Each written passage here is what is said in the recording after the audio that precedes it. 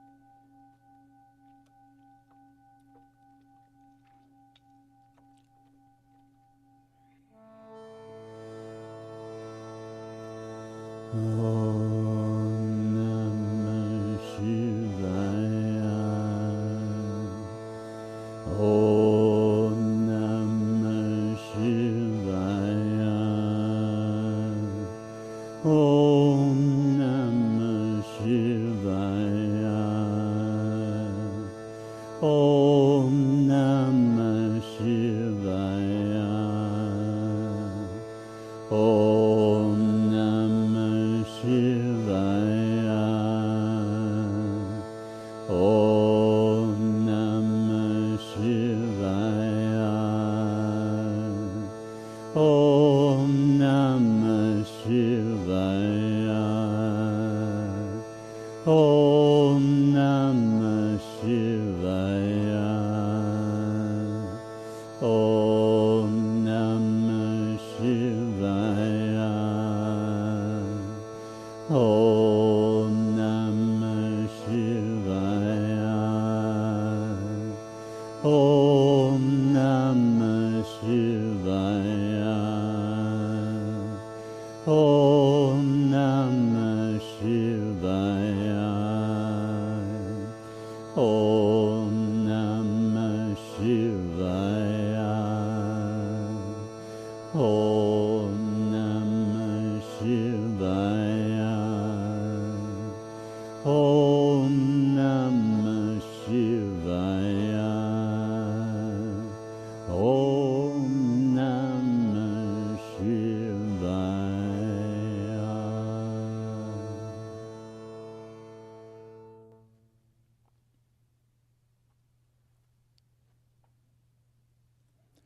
So we end with this prayer, that may all our practices truly benefit everyone.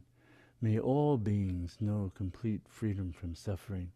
And may all the merit and all the power of our practices support people in their path to freedom. Namaste.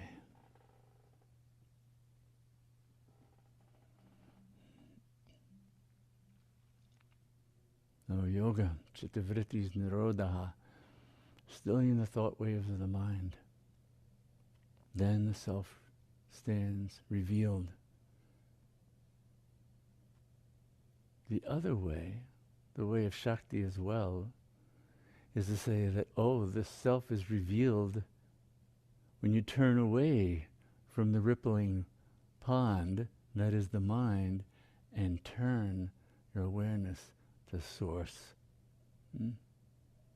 So Shakti is both helping to quiet the mind, free it of reactivity, wrong identification, but it's also revealing the direct experience of knowing the infinite that's always present, that is never occluded by any movements of mind or body.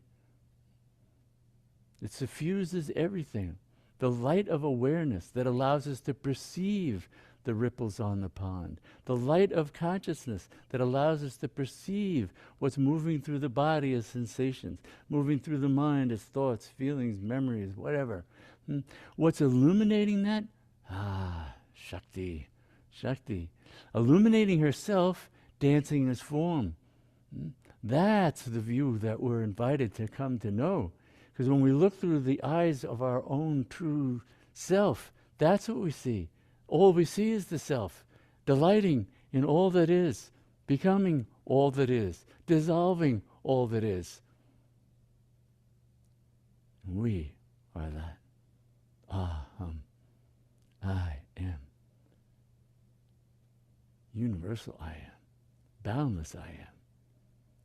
And for the poor mind, as soon as it hears being, it imagines boundaries. Because everything the mind knows is bounded, limited, and it projects that on to the infinite, that which is unbounded, unlimited, forever, eternally so. Know that by the direct power of consciousness itself, delighting in itself. Jai Ma, that's her gift. So thank you for being ones doing practices to know that, and to gather the strength that then allows us to walk in this world that's on fire with a Dharma, and walk with the coolness of Dharma, with being aligned, centered in the highest, and knowing that, and walking that with love and compassion, and the view of love and compassion for all beings. And we want to set them all free from suffering. to know the boundless love that already is holding everyone, everything, all, no one, nothing left out. Now, thank you, thank you, thank you.